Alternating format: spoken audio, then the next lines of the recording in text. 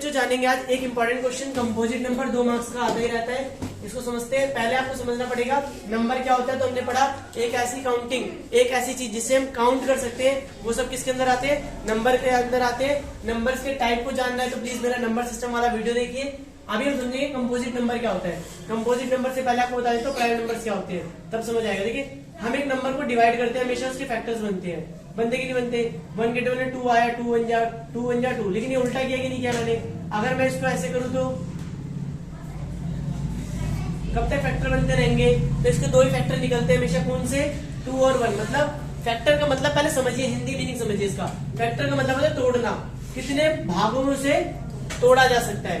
जैसे 2 को कितने भागों में लिखा जा सकता है, 1 गुना 2 तब 2 आता है, या 2 गुना 1 तब 2 आता है, आता ही रहता।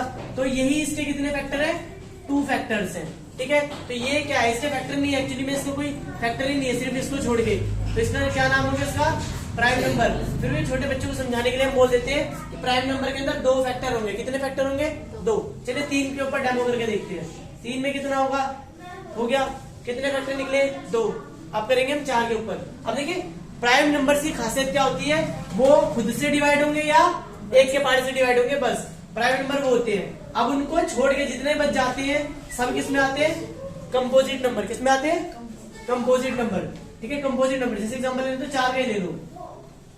देखिए ये 2 के पारे से आ रहा है, 2 गुना 2 4 हो रहा है, 4 गुना 1 हो रहा है, 1 गुना 4। ये तो सब में कॉमन है, जिसमें ये आ रहा है, जिसमें इतने पे ही सीमित है, मतलब वो खुद से डिवाइड हो रहा है या 1 से, तो वो क्या कहलाएगा, प्राइम।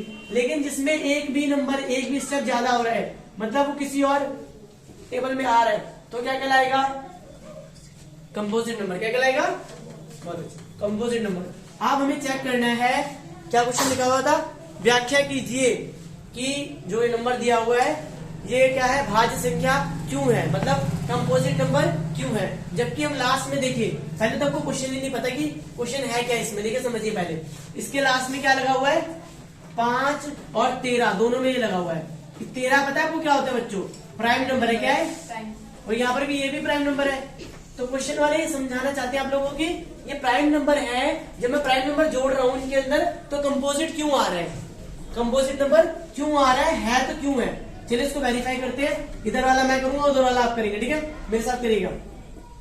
अच्छा तो ये और ये कितनी टर्म्स है, कितनी टर्म, कितने नंबर लिखे हुए हैं, छोटे बच्चों को पता होगा। एक ये है और दूसरा ये है, बस 2 ही है।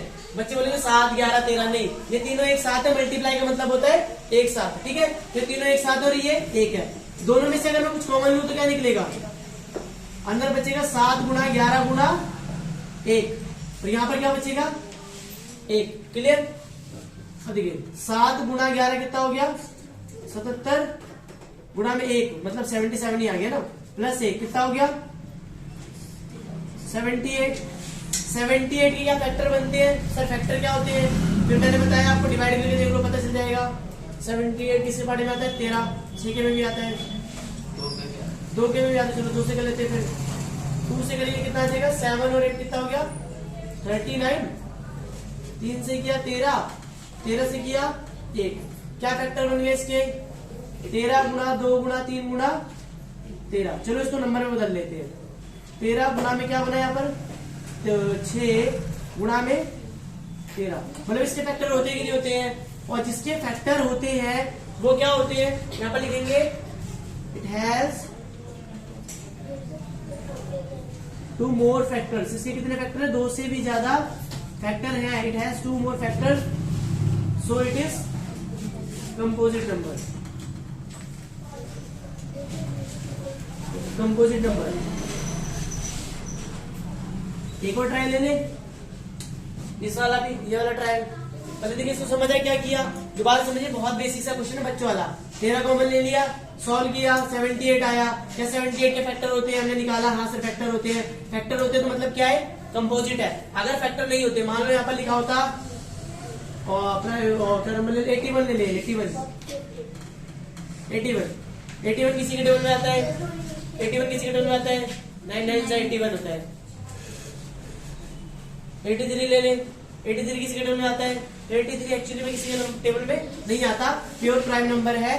तो फिर क्या कहलाता है, ये प्राइम नंबर कहलाता है, ना कि कंपोजिट। बट अभी यहाँ पर जो बना इसके फैक्टर होते हैं, तो इसलिए क्या कहलाया है, ये कंपोजिट। चलिए अब ये वाला डेमो करके देखते हैं, ठीक है। Same number, same question, same statement, कुछ चेंज नहीं करना। इन दोनों में ये एक नंबर हो गया और ये एक नंबर हो गया, दोनों में कुछ भी कॉमन है, 5 कॉमन आ गया। अंदर क्या बचेगा, 7 into 6 into 4 into 3 into 2 into 1, तो यहाँ पर बचेगा +11। तो सॉल्व करना बड़ा लंबा है, ठीक है। इनसे वो मल्टीप्लाई कर लो, मैं नहीं कर रहा हूँ। 7 6 48, 48 4 करो मल्टीप्लाई करो, मल्टीप्लाई करो, मैं नहीं करूंगा multiply. What time 7 into 6 into 4 into 3 into 2 into 1 कितना आ गया, 1008, और प्लस में क्या लिखा हुआ 1, तो ऐड करेंगे कितना आ जाएगा 1009। अब देखिए अभी हमने यहाँ पर पहले ही देख लिया है कि इसके बहुत सारे फैक्टर हैं, ठीक है। उसके बाद भी आप ये देख सकते हो लास्ट में क्या लिखा हुआ है 9। इसको अगर आप फैक्टर बनाओगे तो इसके फैक्टर मिल जाएंगे, इसीलिए हम लिखेंगे इसके वैसे ही बहुत सारे फैक्टर्स है, तो it is a composite number. Clear. और एक और तरीका याद कर सकते हैं, यहाँ पर बहुत आसान सा है कि 5 और 9 को भी अगर आप सॉल्व करो, मल्टीप्लाई करके फैक्टर बना लेना। 5 और 9 को मल्टीप्लाई करोगे, जैसे मतलब 1009 को मल्टीप्लाई करके 5 से एक नंबर आ जाएगा, 5 9 से 45, ये आ गया। अब इसके बहुत सारे फैक्टर बनेंगे, बन रहे कि नहीं बन रहे, करेंगे कितना आएगा 10 और 2 नंबर उतारे 0 9, फिर 3 के बाद ऐसे करते जाएंगे, हम इसको सॉल्व होता जाएगा। लास्ट में हम देखेंगे कि इसके बहुत सारे फैक्टर बन जाएंगे। जब बहुत सारे फैक्टर बन जाएंगे तो क्या कहलाएगा, कंपोजिट नंबर, क्योंकि जिसके फैक्टर ज्यादा होते हैं वो सब क्या कहलाते हैं, कंपोजिट नंबर, और जिनके फैक्टर कम होते हैं वो क्या कहलाते हैं, प्राइम नंबर। क्लियर।